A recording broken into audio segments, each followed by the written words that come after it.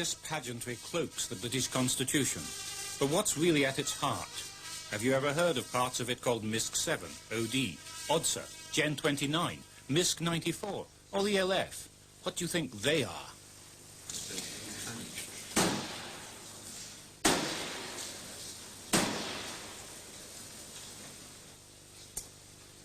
In some ways, these organizations are more secret than MI5 or MI6, and there are many more of them. These mysterious initials are amongst any Prime Minister's most closely guarded secrets. These are the organizations who've really decided critical national issues over the last 10 years. Issues like the economy, the coal strike, the Falklands War, or nuclear weapons and defense policy. And you've probably never heard of any of them. They're actually the secret titles of government cabinet committees. The cryptic initials aren't there to fool the Russians. The problem is Britain and us. Unlike Parliament, only the Queen has a right to know how the Cabinet actually does its work, even if she doesn't always ask. But the committee system is secret from everyone else, and that often includes government ministers. My Lords and members of the House of Commons. So Cabinet committees are the big secret of prime ministerial power. That power's most vulnerable, but most critical, at the time of a general election. In the last 2 elections, the outgoing governments used such committees for unusual tactics, which, like details of the committees themselves, have no place in the textbooks that are supposed to teach us about the British Constitution. The way it's taught is a combination of 2 things, magic and probity. The British Constitution is taught as a secret garden because it's not written down, and yet it's something magnificent. Probity is always stressed because it's accountability first and foremost.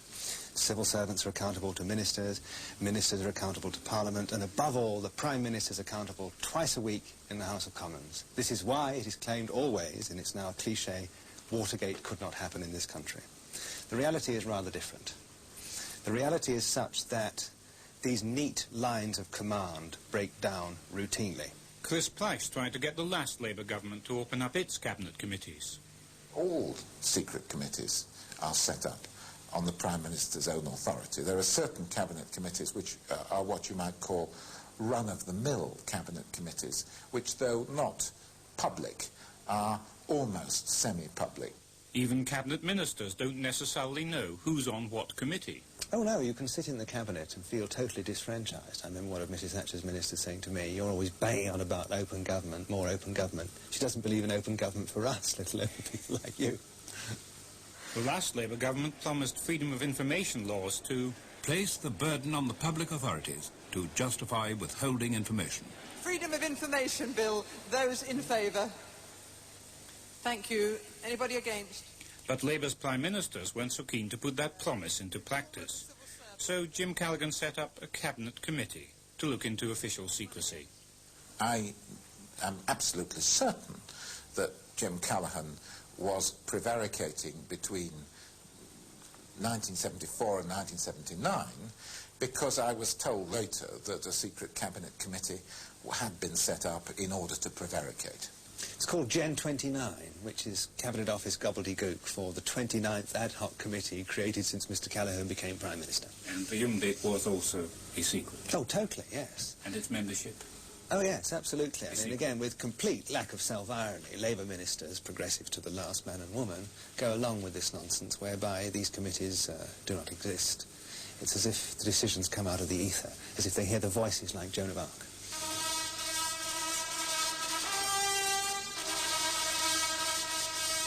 But Jim Callaghan certainly wasn't going to bring openness to the cabinet committee system. In fact, Gen 29's plan was really to toughen the Official Secrets Act. A bill to do this had already been written, but they'd never dared to publish it. Further proposals will be brought forward to achieve more open government. It remains my government's intention to replace Section 2 of the Official Secrets Act 1911 with a measure better suited to present-day conditions. What that really meant was that Mr Callaghan wasn't going to legislate, of course, just air some proposals in order to delay the whole thing. He didn't like the idea of open government one little bit.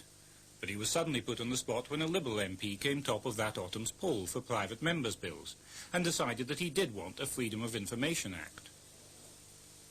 The MP was Clement Freud. Before introducing his official information bill in the House of Commons, Freud asked Mr. Callaghan if he'd support it. And I got a very sort of Chinese reply saying, I'm not quite sure that we may not have it in mind not to actually oppose. You know, it was 4 subjunctives and 2 negatives. When detailed discussions on the bill began, a Home Office Minister, Brynmawr John, tried to alter Freud's bill to conform with what Gen 29 had wanted all along. Well, he was obviously very well briefed, and there were a lot of amendments which, had he not been the Minister, one would have called wrecking amendments. What would you call them? Wrecking amendments. That's right. It was a fairly eviscerated official information bill that came out of committee. Most of the clauses had been tampered with, and instead of shall, we had might, and instead of will, we had where possible should attempt to, that sort of thing. Meanwhile, Labour's grip on power was being eroded. Dustmen and lorry drivers were out on long strikes. The start of 1979 was the so-called Winter of Discontent. The Lib-Lab Pact, which had held Jim Callaghan securely in power, was beginning to fall apart. Chris Price tried to persuade Callaghan to offer the Liberals freedom of information in return for their continued support. That was the strategy I put forward, and I got absolutely no encouragement to pursue that line at all. He was against it that much. He was trying to do deals on devolution, on one thing and another, and Mr. Callaghan was very flexible in wanting to hold on to power over his political career. But on this, freedom of information, he had a very massive sticking point.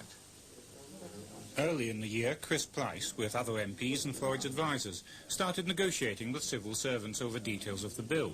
But the government wasn't willing to give ground.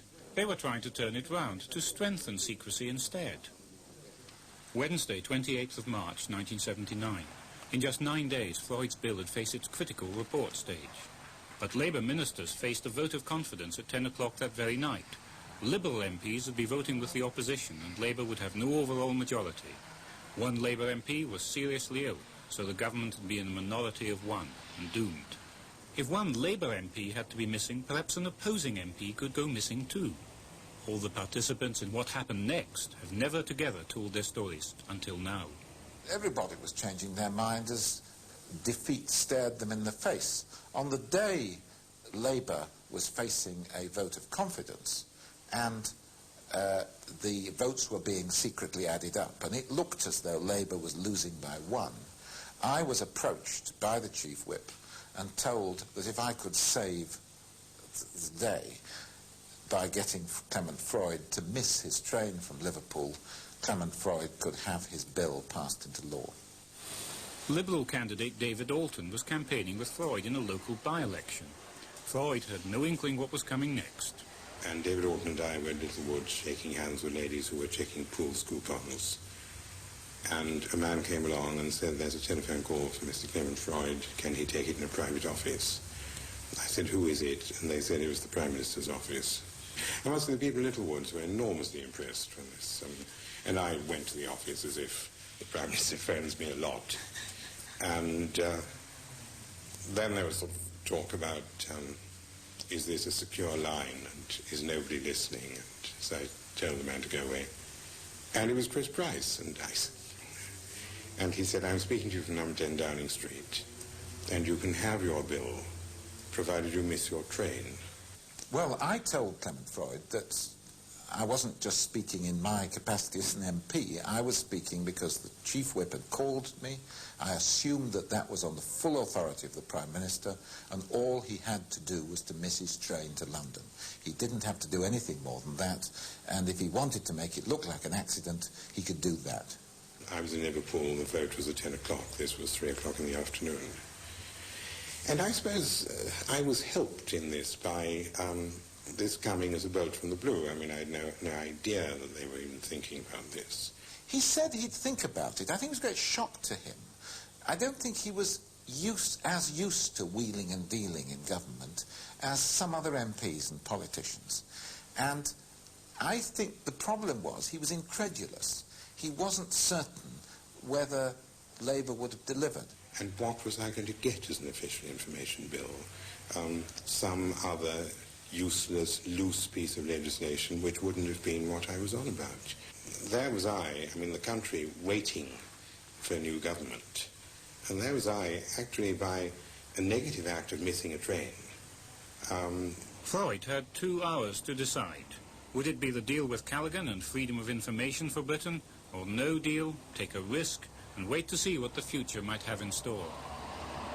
I didn't know. I was sitting on the Labour benches hoping that Freud was still in Liverpool.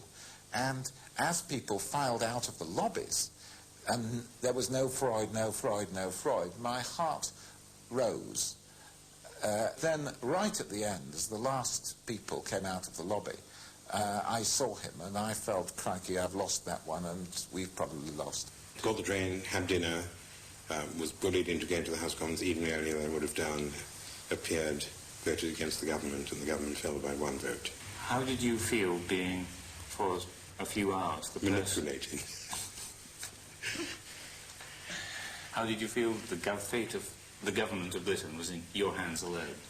I felt a sort of moral indignation that I should be brought into this. It's really very odd that, having covertly opposed my bill as they did, they should then, for the doubtful advantage of governing for a few more months, which is all they had anyway, offer to do something which they said they wouldn't do.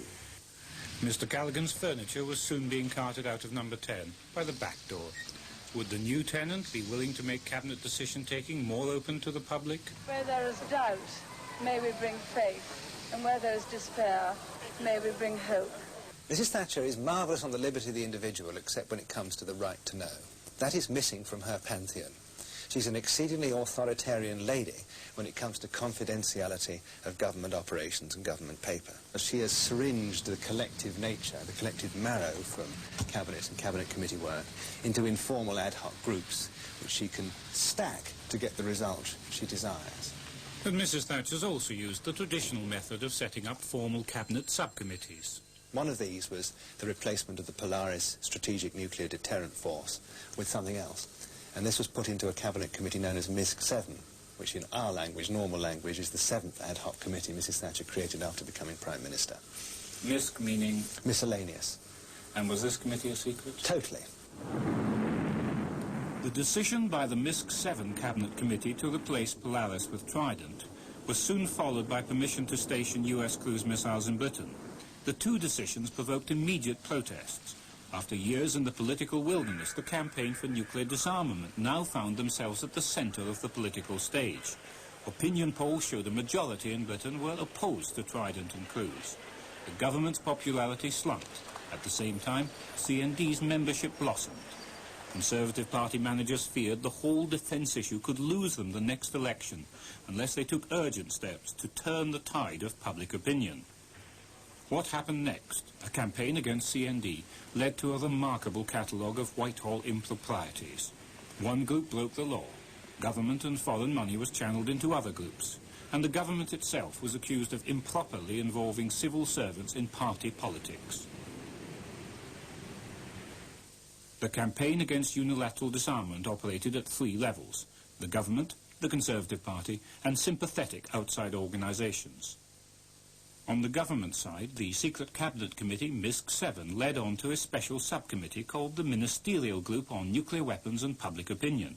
The subcommittee was chaired by Defence Minister Peter Blaker, backed up by junior ministers from the Home Office